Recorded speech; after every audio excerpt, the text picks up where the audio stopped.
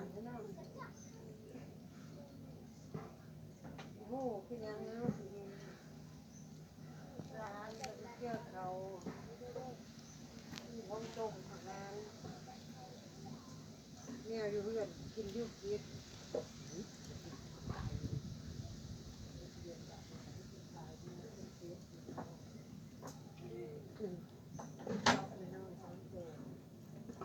ของเราทุกกินจะกระสอบไม่ต้องห่ออยู่ค่ะ